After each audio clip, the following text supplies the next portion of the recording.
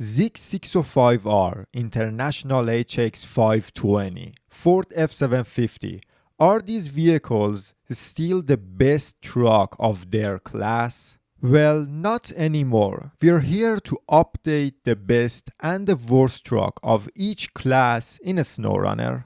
Starting with the highway class, the good news is we got some new vehicles in this class like the Kenworth W990, the Kenworth T880, and the Mack Terra Pro. The bad news is, are any of these new vehicles good enough to compete with the GMC MH9500? Well, maybe one of them. The Kenworth W990 has a really big fuel tank. The capacity of that fuel tank is 380 liters of fuel, and you have access to extra fuel on the roof rack. This truck has access to the biggest tires in the highway class and a really good engine. But unlike the GMC MH9500, you don't have access to all-wheel drive. Now, which truck I think is the best highway truck in the game? I'm still not sure I made the right decision, but I think, all things considered,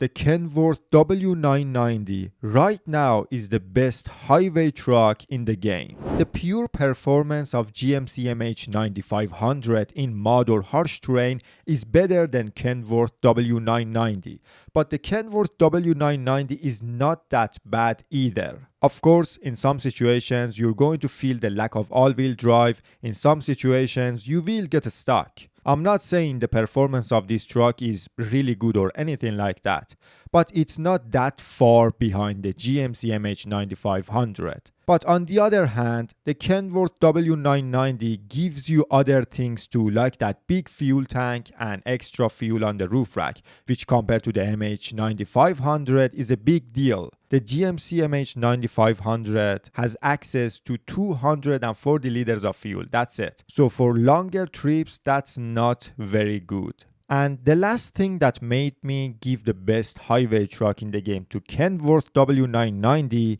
is the fact that with the GMC MH9500, you don't have access to all-wheel drive since the beginning. You either have to play in New Game Plus and have access to all the different upgrades, or if you're playing the normal mode, you have to find that all-wheel drive, I think, in Kola Peninsula. So for some time you don't even have that all-wheel drive, and without that all-wheel drive, the GMC MH9500 is not even close to Kenworth W990. Now the worst truck of this class, the undisputed champion of being really bad in this game, the true hard mode in a SnowRunner, the International TranStar 4070A. If the hard mode in a SnowRunner is not enough for you, or you think this game is not that difficult, try playing it with the TranStar 4070A or even Ford CLT. There is not a big difference between these two trucks. But if you use the TranStar 4070A, you can really feel how difficult every single region of this game could be. But if you don't have 8 hours a day to spend on this game, then there is no use for this truck. At best, you can use it as a trailer for the TUZ Tatooine.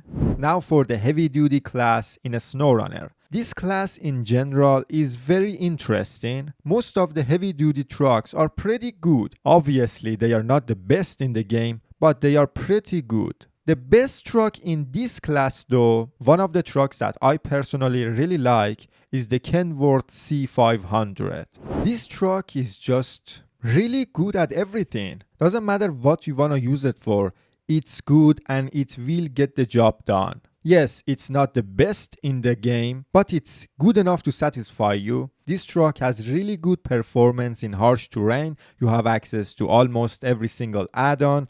It supports crane, bed and trailer combo and has good stability. And yes, like almost every single heavy duty truck, this one doesn't have much ground clearance either. But even with that, the performance of this truck is good. So the C500 is a truck that you can use for pretty much every single activity in the game. You can use it for longer trips because you have access to a good amount of fuel and you have access to diff lock always on. So in my opinion, this is the best heavy-duty truck in the game. Now for the worst heavy-duty truck in a SnowRunner, a truck that was released recently, Mack Pinnacle. Mack Pinnacle is like a weaker version of the Kenworth W990. You have access to switchable diff lock and smaller tires. Like the Kenworth W990, you can feel the lack of all-wheel drive in some situations. But in my opinion, the performance of Mack Pinnacle for a heavy-duty truck is really not good enough. Other heavy-duty trucks like Chevrolet Kodiaq, the Fleece Star or the White Western Star, they all have better performance than Mack Pinnacle. Even though Mack Pinnacle has access to more fuel and some really cool add-ons, I still think it's the worst heavy-duty truck in the game right now. Now for the heavy class, the class of the kings. The class where you can find some of the best trucks in the game. And for the best heavy truck in the game, if you've been watching my videos, you already know what truck that is. The Kenworth 963. I mean, come on, this truck is amazing. To be honest, the first time I drove the Kenworth 963 in this game, I was like, this truck is not that good. But the more I used it, the more I realized how great it is. The performance of this truck in mod is perfect. It's fantastic. So other than the really good performance of this truck, you have access to really good add-ons. You can have the crane and the long bed and still attach a trailer to this truck. It's such a great workhorse, this Kenworth 963. I mean, for like half of the activities in the game, I just use this one. And you have access to so much fuel. 510 liters in the fuel tank, plus extra fuel on the roof rack. And Kenworth 963 is extremely stable. Like, you're just not gonna tip over with this truck. I know so many people like Zeekr trucks more, like the Zeekr 605R and the Zeekr 612H. I really like those trucks too, they are amazing.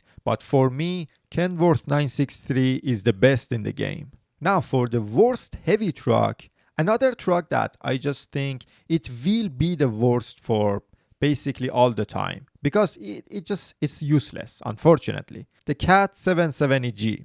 I mean, the performance of this truck is actually really good, don't get me wrong. But what can you do with it? You cannot attach any trailers to it. It doesn't have any good or useful add-on. The only useful add-on that this truck has is that fuel tank add-on, and that thing has a capacity of 2,000 liters, which is not good for a truck like this. The fuel tank add-on for Tatra Phoenix and Tatra Force has the exact same capacity as Cat 770G. And the fuel tank add-on for any normal truck has a capacity of 1800 liters, which is not that bad. So instead of Cat 770G, you can go for a normal truck that's 1800 liters, attach a fuel carrier trailer that's 2000 liters, and you have access to way more fuel than Cat 770G. I'm sorry, but Cat 770G in a SnowRunner is just useless. I hope we see Cat 770G in Roadcraft as a really good dump truck or something like that. That would be really cool. But in a SnowRunner, it's the worst heavy truck in the game. Now for the off-road class. In this class we have some really good trucks with great performance, and so many of the off-road trucks in general are really fun to drive. But the best one in this class is Taiga 6455B. You know, heavy trucks are really good and powerful, but most of them are slow. Off-road trucks are kinda different. They are good but fast and aggressive. And Taiga 6455B is that truck that gives you the off-road class experience in this game. Driving this thing is a blast, and the performance of this truck is fantastic. It's a very stable truck, it's a great rock crawler, but this truck is a bit fuel thirsty. So overall, Taiga 6455B is the best truck in the off-road class. Now for the worst off-road truck, we have a truck that really doesn't have much to offer and doesn't really have any advantage over other trucks in the game. The Tatra 805. It's one of those small off-road trucks that we have, And as I've mentioned, it just doesn't have anything to offer, especially compared to other trucks in this class. And something that I really don't like about this truck in particular is the handling of it. The handling of this truck is just really not good.